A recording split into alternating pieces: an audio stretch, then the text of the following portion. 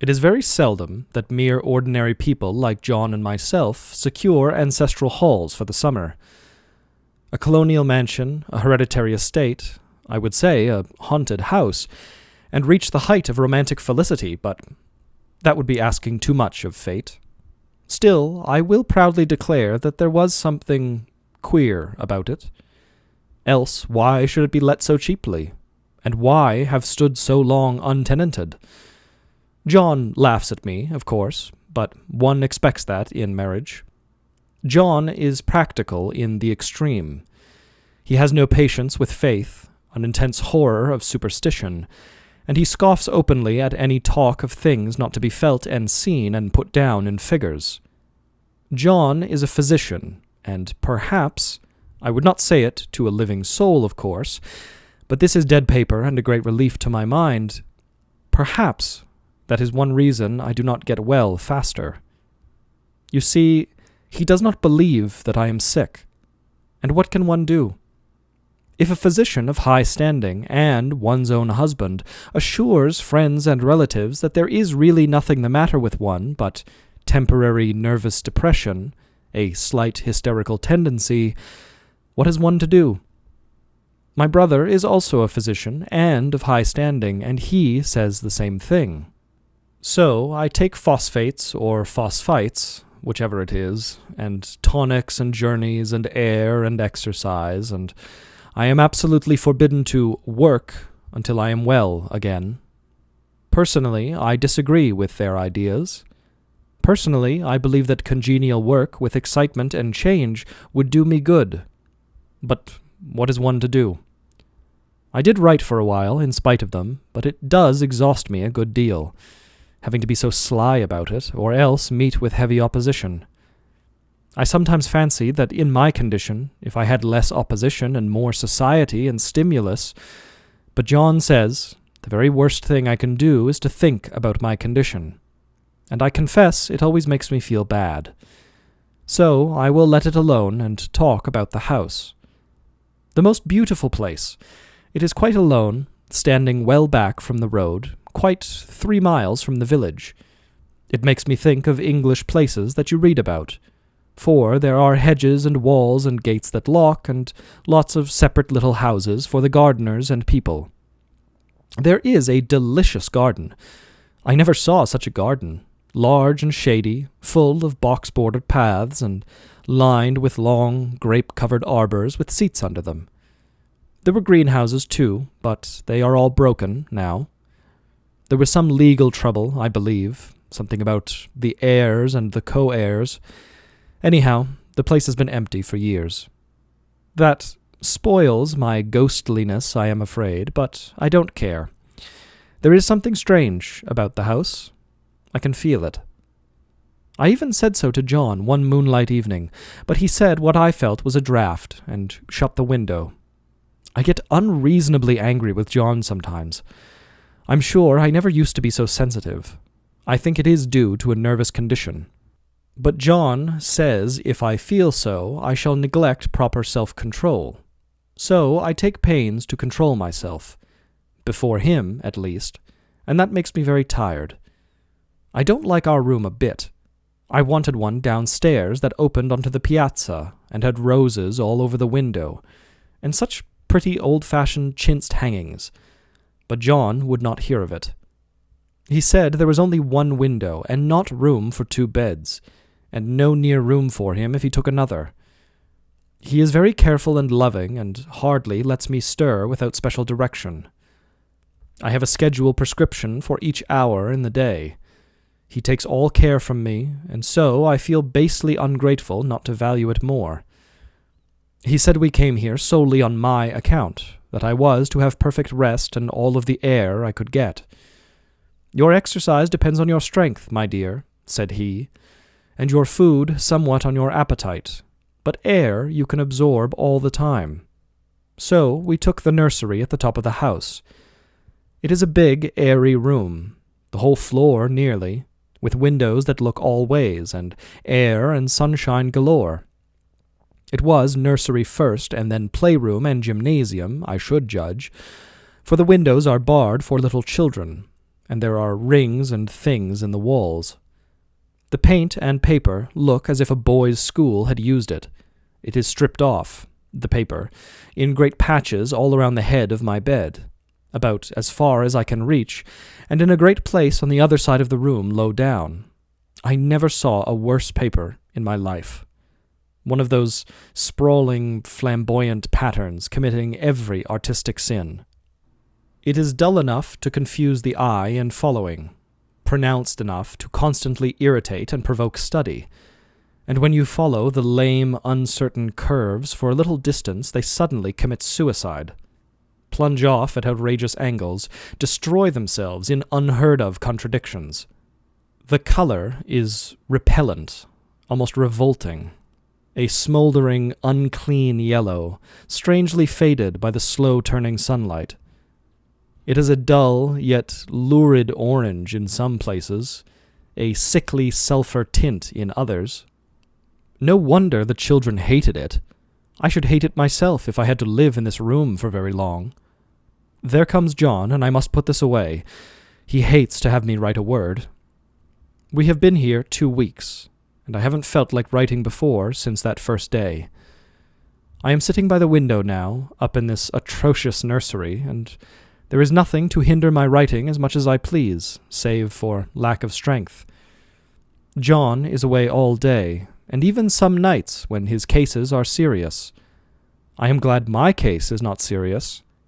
But these nervous troubles are dreadfully depressing. John does not know how much I really suffer. He knows there is no reason to suffer, and that satisfies him. Of course, it is only nervousness. It does weigh on me so not to do my duty in any way. I meant to be such a help to John, such a real rest and comfort, and here I am, a comparative burden already. Nobody would believe what an effort it is to do what little I am able, to dress and entertain and order things. It is fortunate that Mary is so good with the baby, such a dear baby, and yet I cannot be with him. It makes me so nervous. I suppose John never was nervous in his life. He laughs at me so about this wallpaper. At first he meant to repaper the room, but afterwards he said that I was letting it get the better of me, and that nothing was worse for a nervous patient than to give way to such fantasies. He said that after the wallpaper was changed, it would be the heavy bedstead, and then the barred windows, and then that gate at the head of the stairs, and so on. "You know the place is doing you good," he said. "And really, dear, I don't care to renovate the house just for 3 months' rental." "Then do let us go downstairs," I said. "There are such pretty rooms there." Then he took me in his arms and called me a blessed little goose, and he said he would go down to the cellar if I wished, and have it whitewashed into the bargain. But he is right enough about the beds and the windows and things. It is an airy and a comfortable room, as any one need wish, and of course I would not be so silly as to make him uncomfortable just for a whim. I'm really getting quite fond of the big room, all but that horrid paper. Out of one window I can see the garden, those mysterious, deep-shaded arbors, the riotous old-fashioned flowers and bushes and gnarly trees. Out of another I get a lovely view of the bay and a little private wharf belonging to the estate. There is a beautiful shaded lane that runs down there from the house. I always fancy I see people walking in these numerous paths and arbors, but John has cautioned me not to give way to fancy in the least. He says that with my imaginative power and habit of story-making, a nervous weakness like mine is sure to lead to all manner of excited fancies, and that I ought to use my will and good sense to check the tendency. So I try. I think sometimes that if I were only well enough to write a little, it would relieve the press of ideas and rest me. But I find I get pretty tired when I try. It is so discouraging not to have any advice and companionship about my work. When I get really well, John says we will ask Cousin Henry and Julia down for a long visit. But he says he would as soon put fireworks in my pillowcase as to let me have those stimulating people about now. I wish I could get well faster. But I must not think about that. This paper looks to me as if it knew what a vicious influence it had. There is a recurrent spot where the pattern lolls down like a broken neck, and two bulbous eyes stare at you upside down. I get positively angry with the impertinence of it, and the everlastingness.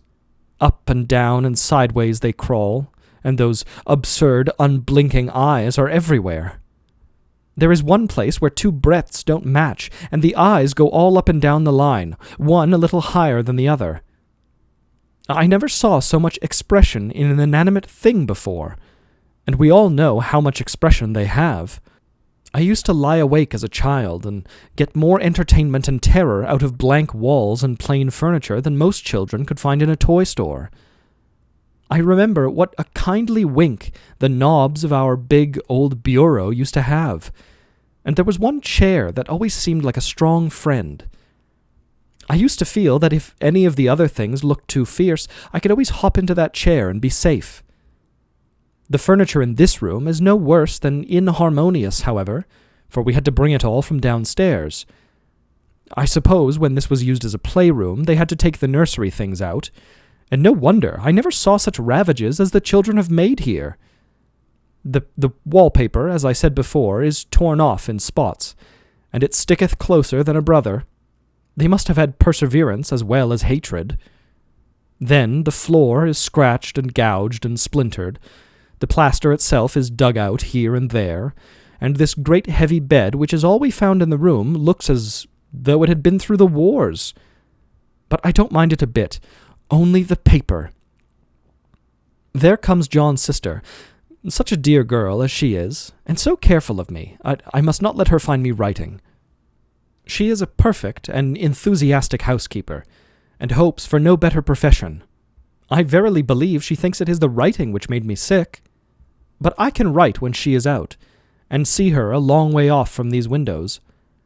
There is one that commands the road, a lovely, shaded, winding road, and one that just looks off over the country. A lovely country, too, full of great elms and velvet meadows.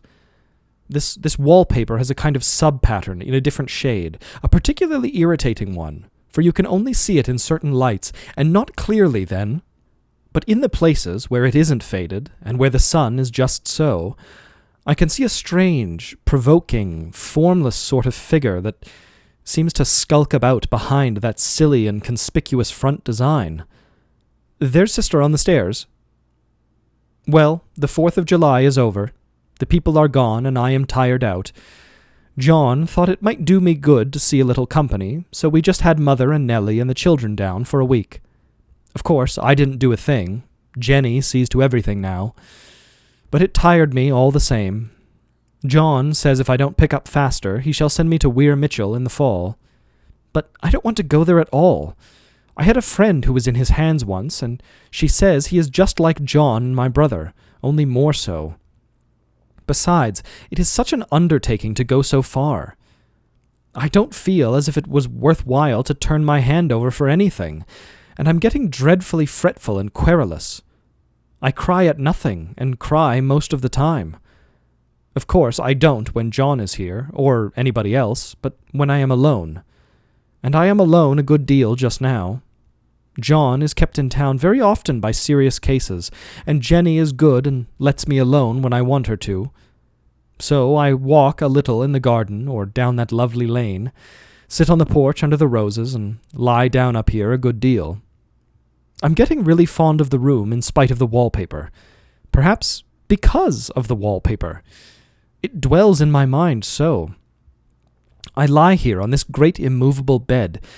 It is nailed down, I believe, and follow that pattern about by the hour. It is as good as gymnastics, I assure you. I start, we'll say, at the bottom, down in the corner over there where it has not been touched, and I determine for the 1000th time that I will follow that pointless pattern to some sort of a conclusion. I know a little of the principle of design, and I know that this thing was not arranged on any laws of radiation, or alternation, or repetition, or symmetry, or anything else that I have ever heard of. It is repeated, of course, by the breadths, but not otherwise. Looked at in one way, each breadth stands alone. The bloated curves and flourishes, a kind of debased Romanesque with delirium tremens, go waddling up and down in isolated columns of fatuity. But on the other hand, they connect diagonally, and the sprawling outlines run off in great slanting waves of optic horror, like a wallowing of seaweed in full chase. The whole thing goes horizontally, too, at least it seems so, and I exhaust myself in trying to distinguish the order of its going in that direction. They have used a horizontal breadth for a frieze, and that adds wonderfully to the confusion. There is one end of the room where it is almost intact, and there, when the cross-lights fade and the low sun shines directly upon it, I can almost fancy radiation after all. The interminable grotesques seem to form around a common center and rush off in headlong plunges of equal distraction. It makes me tired to follow it. I will take a nap, I guess. I don't know why I should write this. I don't want to. I don't feel able. And I know John would think it absurd, but I must say what I feel and think in some way. It is such a relief. But the effort is getting to be greater than the relief. Half of the time now I am awfully lazy and lie down ever so much. John says I mustn't lose my strength, and has me take cod liver oil and lots of tonics and things, to say nothing of ale and wine and rare meat. Dear John, he loves me very dearly, and hates to have me sick. I tried to have a real, earnest, reasonable talk with him the other day, and tell him how I wish he would let me go and make a visit to Cousin Henry and Julia. But he said I wasn't able to go, nor able to stand it after I got there, and I did not make out a very good case for myself, for I was crying before I had finished. It is getting to be a great effort for me to think straight. Just this nervous weakness, I suppose. And dear John gathered me up in his arms and just carried me upstairs and laid me on the bed and sat by me and read to me until it tired my head. He said I was his darling and his comfort and all that he had, and that I must take care of myself for his sake and keep well. He says no one but myself can help me out of it, that I must use my will and self-control, and not let any silly fancies run away with me. There's one comfort: the baby is well and happy, and does not have to occupy this nursery with the horrid wallpaper. If we had not used it, that blessed child would have. What a fortunate escape! Why, I wouldn't have a child of mine, an impressionable little thing, live in such a room for worlds. I never thought of it before, but it is lucky that John kept me here after all. I can stand it so much easier than a baby, you see. Of course, I never mention it to them any more. I am too wise, but I keep watch of it all the same. There are things in that paper that nobody knows but me, or ever will. Behind that outside pattern, the dim shapes get clearer every day. It is always the same shape, only very numerous. And it is like a woman stooping down and creeping about behind that pattern. I don't like it a bit. I begin to think, I wish John would take me away from here. It is so hard to talk with John about my case, because he is so wise, and because he loves me so. But I tried it last night. It was moonlight. The moon shines in all around, just as the sun does. I hate to see it sometimes. It creeps so slowly, and always comes in by one window or another. John was asleep, and I hated to waken him, so I kept still and watched the moonlight on that undulating wallpaper until I felt creepy. The faint figure behind seemed to shake the pattern, just as if she wanted to get out. I got up softly and went to feel and see if the paper did move, and when I came back, John was awake. "What is it, little girl?" he said. "Don't go walking about like that. You'll get cold." I thought it was a good time to talk, so I told him that I really was not gaining here, and I wished that he would take me away. "Why, darling," said he, "our lease will be up in 3 weeks, and I can't see how to leave before. The repairs are not done at home, and I cannot possibly leave town just now. Of course, if you were in any danger, I could and would, but you really are better, dear, whether you can see it or not. I'm a doctor, dear, and I know. You're gaining flesh and color. Your appetite is better. I really feel much easier about you." "I don't weigh a bit more," said I, "nor as much, and my appetite may be better in the evening when you are here, but it's worse in the morning when you're away." "Bless her little heart," said he with a big hug. "She shall be as sick as she pleases. But now let's improve the shining hours by going to sleep, talking about it in the morning." "And you won't go away?" I asked gloomily. "Why, how can I, dear? It's only 3 weeks more, and then we'll take a nice little trip of a few days while Jenny is getting the house ready. Really, dear, you are better." "Better in body, perhaps," I began, and stopped short. For he sat up straight and looked at me with such a stern, reproachful look that I could not say another word. "My darling," said he, "I beg of you, for my sake and for our child's sake, as well as for your own, that you will never for one instant let that idea enter your mind. There is nothing so dangerous, so fascinating to a temperament like yours. It is a false and foolish fancy. Can you not trust me as a physician when I tell you so?" So, of course, I said no more on that score, and we went to sleep before long. He thought I was asleep first, but I wasn't, and lay there for hours trying to decide whether that front pattern and the back pattern really did move together, or separately. On a pattern like this, by daylight, there is a lack of sequence, a defiance of law, that is a constant irritant to a normal mind. The color is hideous enough, and unreliable enough, and infuriating enough, but the pattern is torturing. You think you have mastered it, but just as you get well underway in following, it turns a back somersault, and there you are. It slaps you in the face, knocks you down, and tramples upon you. It is like a bad dream. The outside pattern is a florid arabesque reminding one of a fungus. If you can imagine a toadstool in joints, an interminable string of toadstools budding and sprouting in endless convolutions, why, that is something like it. That is, sometimes. There is one marked peculiarity about this paper, a thing that nobody seems to notice but myself, and that is that it changes as the light changes.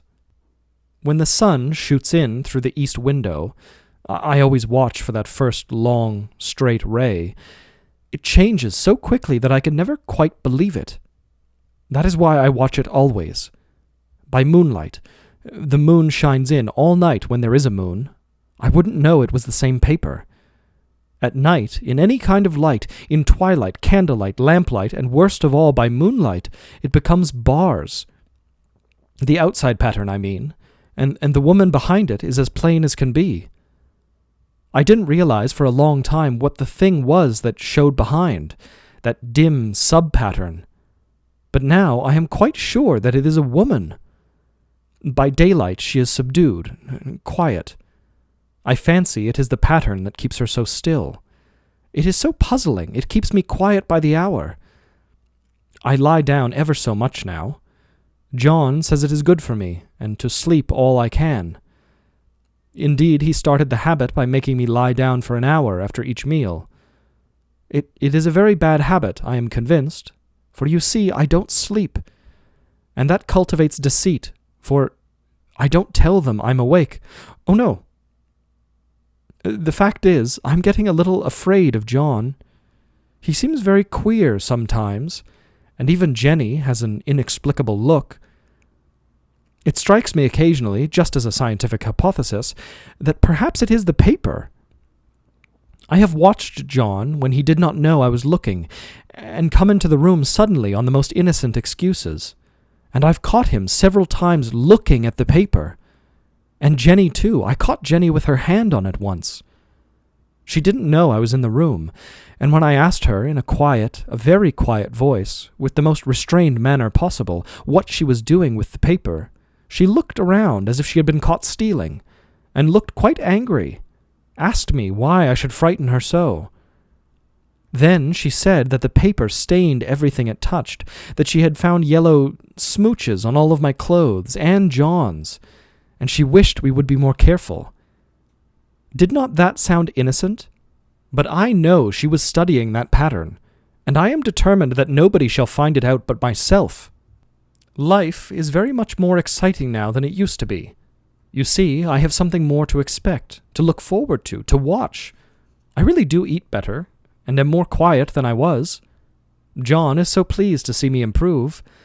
He laughed a little the other day and said I seemed to be flourishing in spite of my wallpaper. I turned it off with a laugh. I had no intention of telling him it was because of the wallpaper.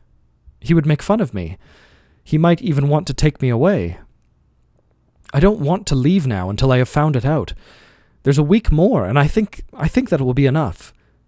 I'm feeling ever so much better. I don't sleep at night, for it is so interesting to watch developments, but I sleep a good deal in the daytime. In the daytime it is tiresome and perplexing. There are always new shoots on the fungus, and new shades of yellow all over it. I cannot keep count of them, though I have tried conscientiously. It is the strangest yellow, the wallpaper. It makes me think of all the yellow things I ever saw. Not beautiful ones like buttercups, but old, foul, bad yellow things. But there is something else about that paper. The smell. I noticed it the moment we came into the room, but with so much air and sun it was not bad. Now we have had a week of fog and rain, and whether the windows are open or not, the smell is here. It creeps all over the house. I find it hovering in the dining room, skulking in the parlor, hiding in the hall, lying in wait for me on the stairs. It gets into my hair. Even when I go to ride, if I turn my head suddenly and surprise it, there is that smell. Such a peculiar odor, too. I have spent hours trying to analyze it to find what it smelled like. It is not bad at first, and very gentle, but quite the subtlest, most enduring odor I ever met. In this damp weather it is awful. I wake up in the night and find it hanging over me. It used to disturb me at first. I thought seriously of burning the house, just to reach the smell. But now I am used to it. The only thing I can think of is that it is like the color of the paper, a yellow smell. There is a very funny mark on this wall, low down, near the mopboard, a streak that runs around the room. It goes behind every piece of furniture except the bed, a long, straight, even smooch, as if it had been rubbed over and over. I wonder how it was done, and who did it, and what they did it for. Round and round and round, round and round and round. It makes me dizzy. I really have discovered something at last. Through watching so much at night, when it changes so, I have finally found out. The front pattern does move, and no wonder the woman behind shakes it. Sometimes I think there are a great many women behind, and sometimes only one, and she crawls around fast, and her crawling shakes it all over. Then, in the very bright spots, she keeps still, and in the very shady spots, she just takes hold of the bars and shakes them hard. And she is trying all the time to climb through, but nobody could climb through that pattern. It strangles so. I think that is why it has so many heads. They get through, and then the pattern strangles them off, and turns them upside down and makes their eyes white. If those heads were covered or taken off, it would not be half so bad. I think that woman gets out in the daytime. And I'll tell you why, privately. I've seen her. I can see her out of every one of my windows. It is the same woman. I know, for she is always creeping. And most women do not creep by daylight. I see her on that long road under the trees, creeping along, and when a carriage comes, she hides under the blackberry vines. I don't blame her a bit. It must be very humiliating to be caught creeping by daylight. I always lock the door when I creep by daylight. I can't do it at night, for I know John would suspect something at once. And John is so queer now that I don't want to irritate him. I wish he would take another room. Besides, I don't want anybody to get that woman out at night but myself. I often wonder if I could see her out of all of the windows at once. But, turn as fast as I can only see out of one of them at a time. And though I always see her, she may be able to creep faster than I can turn. I have watched her sometimes, away off in the open country, creeping as fast as a cloud shadow in a high wind. If only that top pattern could be gotten off from the under one. I mean to try it, little by little. I have found out another funny thing, but I shan't tell it this time. It does not do to trust people too much. There are only 2 more days to get this paper off, and I believe John is beginning to notice. I don't like the look in his eyes.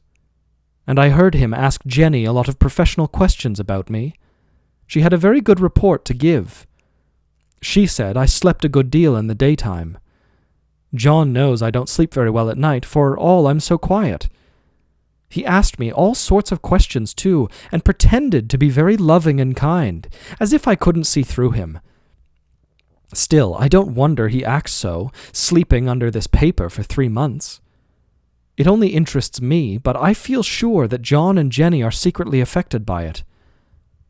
Hurrah! This is the last day, but it is enough. John is to stay in town overnight, and won't be out until this evening. Jenny wanted to sleep with me, the sly thing, but I told her I should undoubtedly rest better for a night all alone. That was clever, for I really wasn't alone a bit. As soon as it was moonlight and that poor thing began to crawl and shake the pattern, I got up and ran to help her. I pulled, and she shook. I shook, and she pulled. And before morning we had peeled off yards of that paper. A strip about as high as my head and half around the room. And then, when the sun came up and that awful pattern began to laugh at me, I declared I would finish it today. We go away tomorrow, and they are moving all of my furniture down again to leave things as they were before. Jenny looked at the wall in amazement, but I told her merrily that I did it out of pure spite at the vicious thing. She laughed and said she wouldn't mind doing it herself, but I must not get tired. How she betrayed herself that time! But I am here, and no person touches this paper but me, not alive. She tried to get me out of the room. It was too patent. But I said it was so quiet and empty and clean now that I believed I would lie down again and sleep all I could, and not to wake me even for dinner. I would call when I woke. So now she is gone, and the servants are gone, and the things are gone, and there is nothing left but that great bedstead nailed down, with the canvas mattress we found on it. We shall sleep downstairs tonight, and take the boat home tomorrow. I quite enjoy the room, now it is bare again. How those children did tear about here! This bedstead is fairly gnawed. But I must get to work. I have locked the door and thrown the key down into the front path. I don't want to go out, and I don't want to have anybody come in till John comes. I want to astonish him. I've got a rope up here that even Jenny didn't find. If that woman does get out and tries to get away, I can tie her. But I forgot I could not reach far without anything to stand on. This bed will not move. I tried to lift and push it until I was lame, and then I got so angry I bit off a little piece at one corner, but it hurt my teeth. Then I peeled off all of the paper I could reach standing on the floor. It sticks horribly, and the pattern just enjoys it. All of those strangled heads and bulbous eyes and waddling fungus growths just shriek with derision. I'm getting angry enough to do something desperate. To jump out of the window would be admirable exercise, but the bars are too strong even to try.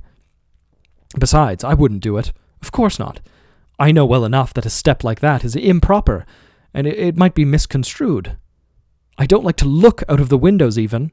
There are so many of those creeping women, and they creep so fast. I wonder if they all came out of that wallpaper like I did. But I am securely fastened now by my well-hidden rope. You don't get me out in the road there. I suppose I shall have to get back behind the pattern when it comes night, and that is hard. It is so pleasant to be out in this great room and creep around as I please.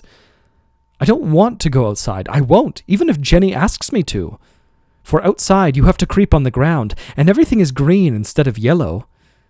But here I can creep smoothly on the floor, and my shoulder just fits into that long smooch around the wall, so I cannot lose my way. Why, there's John at the door. It's no use, young man, you can't open it. How he does call and pound. Now he's crying for an axe.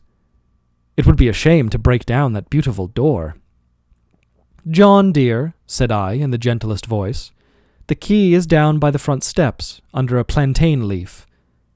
That silenced him for a few minutes. Then he said, very quietly indeed, "Open the door, my darling." "I can't," said I. "The key is down by the front door under a plantain leaf." And then I said it again, several times, very gently and slowly, and said it so often that he had to go and see. And he got it, of course, and came in. He stopped short by the door. "What is the matter?" he cried. "For God's sake, what are you doing?"